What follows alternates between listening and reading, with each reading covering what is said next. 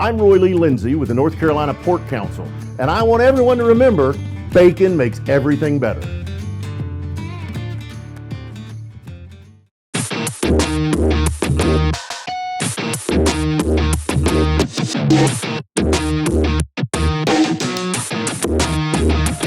Semifinal Friday is in the books, and it's an all North Carolina final on Saturday night. But how did it all happen? We're going to tell you right here on the North Carolina Sports Network. I'm Mike Waddell. He's David Glenn up in the district. And tonight we saw two really physical, well-played basketball games. Carolina with the win over Pitt. And then in overtime, the Cardiac Pack is revived and they get by Virginia. David, you had to have a ball courtside there in Washington. It was wild, Mike. I mean, this place was rocking. The Tar Heels were incredibly well represented in the early game. There was a lot of light blue all over this arena. Pitt had pretty good representation too, but it was obviously a pro-Carolina crowd. And then in the nightcap, there were way more UVA fans here than there were NC State fans for a lot of different reasons, right? Virginia is the one school, the only school that's located within 240 miles of where I'm sitting right now at Capital One Arena in D.C.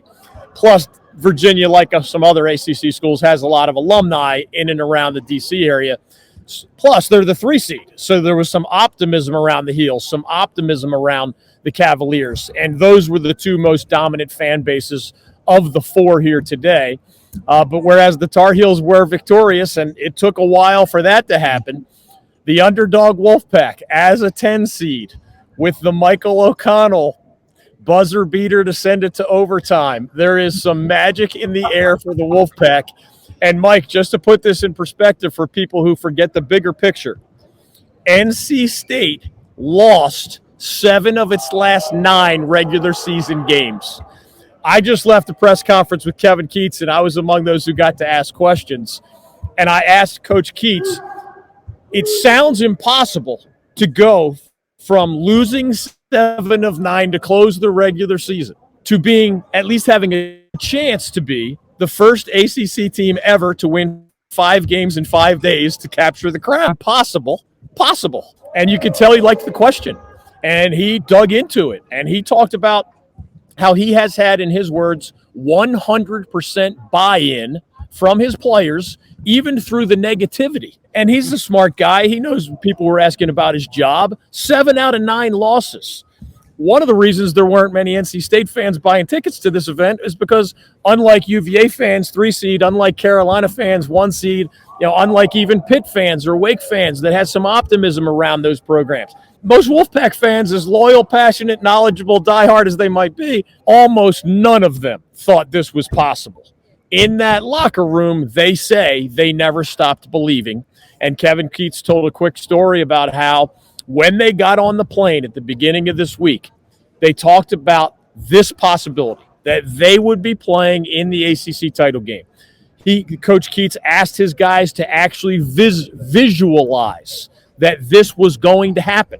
And now it has happened, at least the trip to the title game. And Mike, Coach Keatts said they actually talked about this possibility. He said when they got on the plane to come to D.C. at the beginning of this week, they talked about playing in the ACC championship game. They actually talked about visualizing that they would be there, a psychological element, just to one more thing to try to propel them forward. And Coach Keatts also asked his guys to bring a lucky charm, anything in their lives that's important to them that they believe has brought them some kind of luck at some point. And he actually turned to the guys on the podium and said, you guys did bring a lucky charm, right?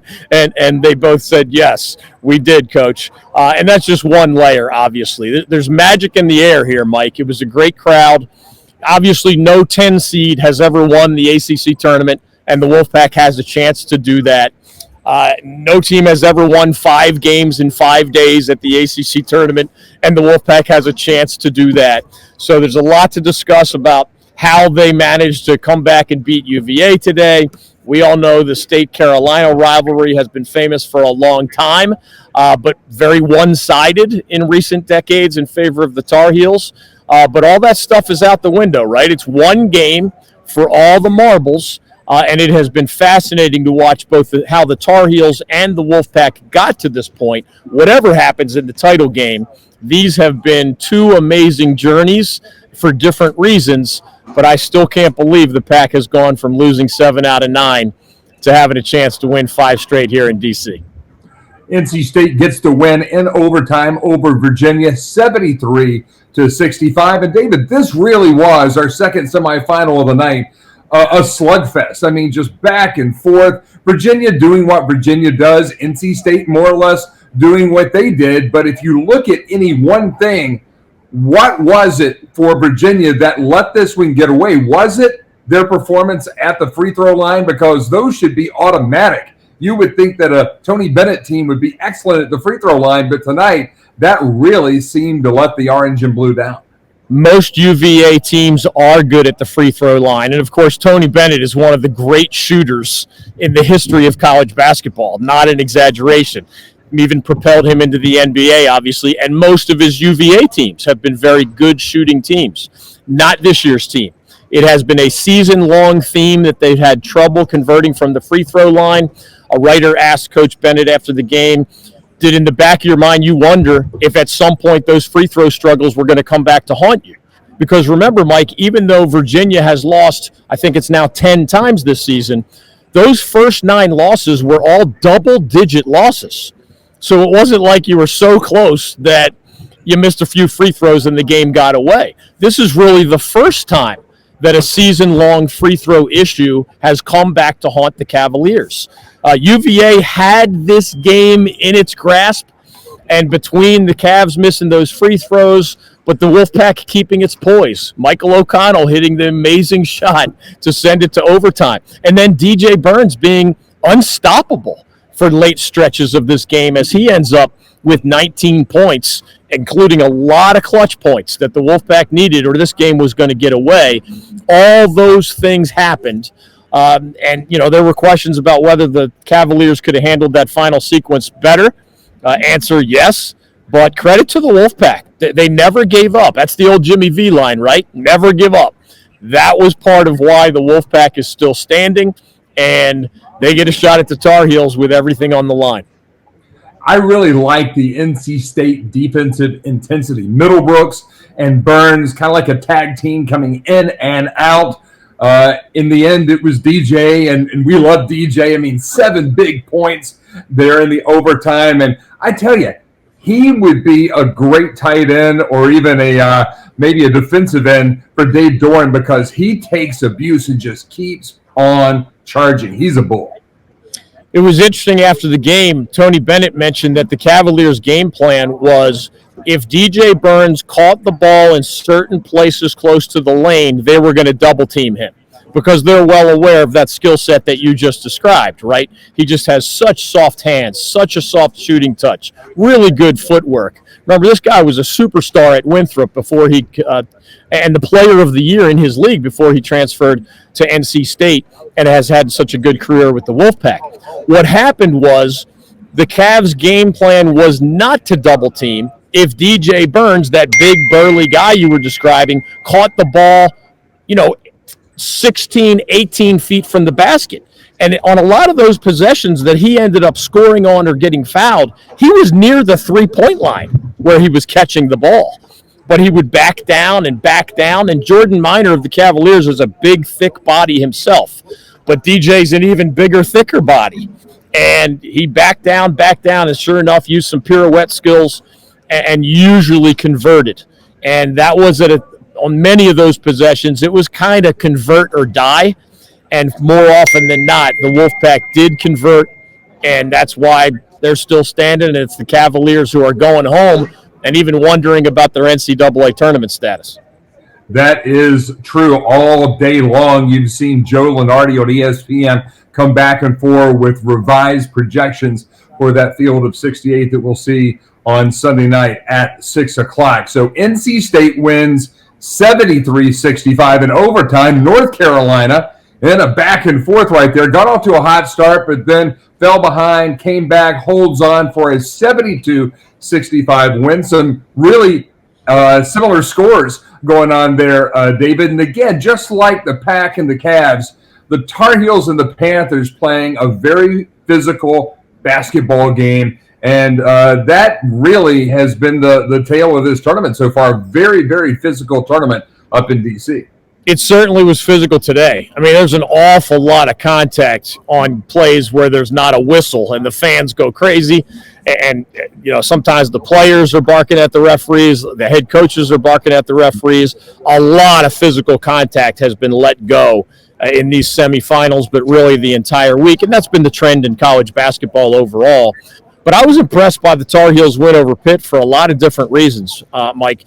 The Heels were down by 9 early, but they kept their – can you imagine if last year's Carolina team was down by 9 early? Do you believe they would have kept their poise, stuck to the game plan, continued to take smart shots, ratcheted up their defense? No, none of those things would have happened last year.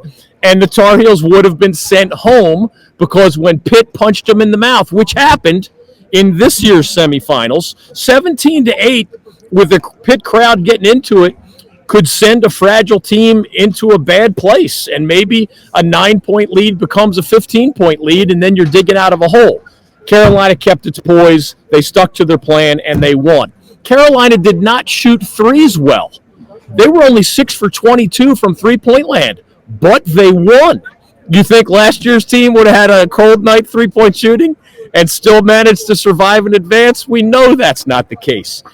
Pitt's 2 freshman guards, Bub Carrington, who made the ACC's all-freshman team, and then Jalen Lowe, the other freshman guard, who didn't even become a starter until late in the season. There were early season games where Jalen Lowe barely played. Those 2 true freshman guards were 2 of the best players on the court. I mean, they blew Elliot Cadeau, the Heels freshman point guard, off the court in the first half. Elliot Cadeau had a horrible first half and was reeling, but his teammates kind of picked him up. You could visually see that they were just patting him on the back. I don't know if Hubert Davis ran a play for Cadeau in the early second half, but he ended up taking the shot, making the shot, and I think it settled him down a little bit. But even though those 2 freshman guards, against some great defense by Cormac Ryan and others, they just kept scoring. Again, the Heels are so much more mentally tough, emotionally tough, physically tough, that even I just gave you a list of 3 things that went sideways. Kept their poise, kept working, kept defending, didn't panic, stuck to the game plan, believed in each other, and they end up winning. Harrison Ingram and Cormac Ryan did not contribute much offensively in this win over Pitt. This year's Tar Heels, that stuff doesn't matter. Not only, obviously, Ingram, everybody saw the job he did on Blake Hinson, Pitt's All-ACC first-team forward. In that regular season win for Carolina over Pitt, I forget the exact number, but Hinson was like 2 for 12 from the field, and it was one of his worst games of the season. Why? Because Harrison Ingram is a 6'7", athletic, hardworking, in-your-face, unafraid, alpha male. I'm coming to get you. And Blake Hinson loves to shoot those, logo-type threes. Harrison Ingram believes he's a better athlete than Blake Hinson, gets right up under him, doesn't let him get comfortable from three-point land, dares him to put the ball on the floor where Hinson's not quite as confident. Sure enough, Mike, the same script that was part of Carolina's win over Pitt in the regular season happened today. Blake Hinson, first team All-ACC, had 0 points at halftime. I'd have to double check, but I doubt he had 0 points in any other first half this season. It was mostly Harrison Ingram again. It was a little bit Jalen Withers, as Hubert Davis continues to have much more confidence in his bench this season than he had in previous years. He believes in Seth Trimble, who had another good game today. Wow. He believes in Jalen Withers, who had another good game today. Jalen Washington did not play a ton today, but in his 5 or 6 minutes, he got 3 buckets. He didn't miss a shot. He made some nice defensive switches. He grabbed a couple rebounds. I believe Carolina is the only team in this league where the head coach has true confidence that each of the top 8 will execute their role. That doesn't mean each of the top 8 is going to have beautiful numbers. It just means he believes they'll all do what he needs them to do. And if you feel that way about your top 8 in March, there's not a dozen teams in America where the head coach has that level of confidence in their top 8 players.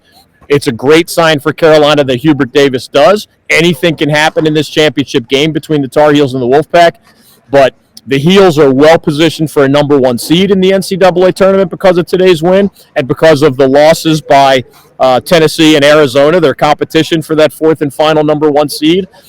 The Tar Heels are going to be tough to beat. They would have been tough for UVA to beat. I actually think the Wolfpack has a better chance against Carolina than UVA would have had because the Cavaliers just have so much trouble trying to score that I didn't think they'd be able to keep up with the Tar Heels. The Wolfpack has a shot, especially with this magical feeling that they've had all week in D.C. In sports, we talk a lot about impact players who make a positive difference. When it comes to our state's economy, the North Carolina pork industry is a true MVP. Each year, the pork industry plays an important role in supporting rural communities across our state. It contributes more than $10 billion a year to the North Carolina economy and supports more than 44,000 jobs. Learn more about their positive impact at ncpork.org. The North Carolina Pork Council, the foundational partner of the North Carolina Sports Network. Armando Bacot, 19 points, 11 boards, his 85th double-double as a Tar Heel. R.J. Davis, the ACC Player of the Year, with 25 points. That moves him over the 2,000-point plateau. That's rare air, only the 8th Tar Heel all-time to go over the 2,000-point mark. But, David, you said earlier about Cadeau and his struggles in this game. He was almost playing that he was forcing himself into trying to do too much, and that's where Trimble. We talked about it yesterday. Seth Trimble is really the X factor for this team because he's eerily consistent. You will see Cormac Ryan go up and down with his shooting, but Seth Trimble is pretty consistent. He's a great defender, has a high basketball IQ. He can pass, and the kid can score the ball too. I mean, this is really an X factor and maybe one of the best bench players in all of the ACC. Seth Trimble, off the bench, played more minutes today than Elliot Cadeau as the starting point guard. Cadeau rarely played. Early this season, he played fewer minutes, but late in the season, he rarely played only 20 minutes. I mean, the game's 40 minutes long. Elliot Cadeau only played 20 minutes today. I think because of that first half, I don't know if it was getting to Cadeau mentally that these 2-star true freshman guards were lighting it up. I mean, they were phenomenal, Jalen Lowe and Bub Carrington. And maybe Cadeau felt a little pressure as a fellow freshman point guard to kind of rise to the occasion. It just wasn't his night. He was 2 for 9 from the field, 0 for 2 from three-point land. I don't think he had a lot of turnovers, but made a couple of mental mistakes. Cadeau plays 20 minutes, but then this is back to the theme we mentioned a minute ago. Hubert Davis has confidence to play Seth Trimble for 24 minutes. And Trimble, who I view first as just an insanely athletic defender. I mean, he is an incredibly strong, quick, athletic guy who can really body you up strength-wise, but is so quick laterally, he can give anybody a headache. His other skill set showed up today. He had 4 assists and no turnovers. That might have been a season high for Seth Trimble in assists. I'd have to double-check that. But one of his best games, and as you said, one of the best players in the ACC off the bench. Oh, by the way, Ishmael Leggett, who has been one of the best players off the bench in the entire ACC this year. Remember, Leggett just had a 30-point game yesterday. 30 points, Ishmael Leggett off the bench for the Pitt Panthers. What did he have today against that Carolina defense? 6. Do you remember the theme earlier this week? Jameer Watkins of Florida State goes for 30 or so against Virginia Tech. The Heels clamped down on him again with Harrison Ingram as part of the solution. Jalen Withers too. He got his 12 or 15, but he took a lot of shots to get his 12 or 15. So the same guy who gets 30 crashes back to earth when he's dealing with the Tar Heels. The same guy, Leggett, who got 30 yesterday against Wake, crashes back to earth against the Tar Heels. Blake Hinson, first-team All-ACC, laid an egg today. These things are not mere coincidence. This is one of the best Carolina defenses I've been covering the Heels for 37 years, man. I'd have to, go into the archives to see the other best Dean Smith, Bill Guthridge, and Roy Williams defensive teams. The Heels, most seasons, are more feared because of their offense, their skill, their three-point shooting, their fast break, their secondary break, all those things that Dean Smith and Roy Williams helped make famous. This year's Tar Heels start with defense, as Hubert Davis said in the postgame, continues with rebounding. Armando Bacot, all defense in part because he's the best defensive rebounder in this league. And then obviously they're not always great offensively. But as you said, Bacot with another double-double, 19 and 11. R.J. Davis was not feeling it from three-point land today. That might have bothered him earlier in his career. He just puts it on the floor. If they're crowding him, I think he only hit 3 out of 10 threes today, which is below his sweet stroke standard. But he got to the line 8 times. He drove into the lane a lot. He ends up with 25 points. When you put that whole package together, Bacot double-double, Ingram with the Swiss Army knife defense, Cormac Ryan shot only 1 for 9, but exhausted himself on defense. I wonder if his 1 for 9 shooting was because he was working so hard at the other end of the floor. Trimble we mentioned, Withers we mentioned. Of the Tar Heels top 8, really only Elliot Cadeau had a rough night. And that's a great sign for the Tar Heels that they can win despite their starting point guard having a roller coaster day, because we all know it's not always smooth sailing in the NCAA tournament. You need to be able to win when one of your starters is having a rough day. It's a really good sign for the Tar Heels, whatever happens against the Wolfpack, that they have 8 guys playing with such confidence right now. An amazing semifinal Friday in the 2024 ACC tournament. Mike Waddell and David Glenn with you here as we wrap up this semifinal recap, and we'll come back tomorrow morning with a big preview of the final between NC State and Carolina, but maybe just a little hint as to what you expect tomorrow night when it's, or later tonight, I guess we should say, when the Tar Heels and the Wolfpack get it on a little after 8:30 Eastern time. What do you expect, David, in your 37th tournament, watching these bits of history be unveiled in front of you? I expect a lot of fun. I expect a lot of unpredictability. Obviously, the Tar Heels have had the Wolfpack's number for the most part in recent years, but this pack is different. As Coach Keats said in the answer to my post-game press conference question, he said, the Wolfpack, again, the question was, how have you guys gone from losing 7 out of your last 9 regular season games to possibly at least giving yourself a chance to win 5 games in 5 days here in Washington, D.C., and maybe win the Wolfpack's first ACC tournament title since 1987. I mean, we all know those players weren't born back then. Heck, you and I were little back then. That's a long, long, long time for a school, especially that's won 2 NCAA titles and has 10 ACC titles. It's just that all 10 were a long time ago. I'm intrigued by what we see in the stands, because today's semifinals, Mike, UVA had a much bigger crowd than NC State did. UNC had a much bigger crowd than Pitt did. And the Wolfpack overcame that.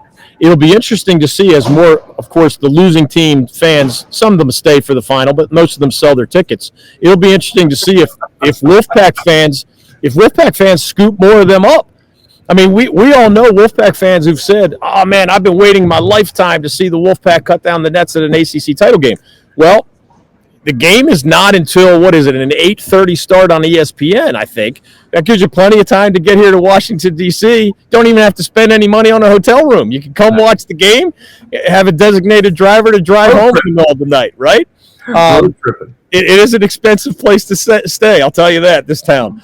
But these teams know each other so well. Kevin Keats said the biggest difference in the Wolfpack is that they're limiting their mistakes now. If somebody's going to beat them, it's not because they're giving the game away. And he said that is fundamental to how they've gone from losing 7 out of 9 to close the regular season to now winning 4 straight and having a chance to win 5 straight. The Wolfpack knows, those guys are going to have to be at their best to beat a Carolina team that went 17-3 in conference play during the regular season and just won 2 more games in conference play here in D.C. That 17-3 is the best record any ACC team has had since they moved to the 20-game conference schedule. This is a Carolina team that's probably going to be a number 1 seed at the NCAA tournament. Of course, the Wolfpack is the underdog, but they're a 10 seed here in D.C. They're used to wearing that underdog logo. They were that against UVA today. The Cavaliers even had a little bit of a home court advantage, and the Wolfpack overcame all that. So they're going to bed tonight dreaming that they can overcome the odds one more time. They're getting treatment is what they're doing. They're in an ice tub somewhere. They're getting a massage, maybe a little dry needling, but they're going to be ready tomorrow. As in our first year here on the North Carolina Sports Network, David, we have 2 North Carolina teams, the Wolfpack and Tar Heels, battling it out for the 71st ACC Men's Basketball Tournament Championship. For David Glenn, I'm Mike Waddell. We'll sign off for now. We'll see you later on today with our championship preview right here, all across the Old North State on the North Carolina Sports Network.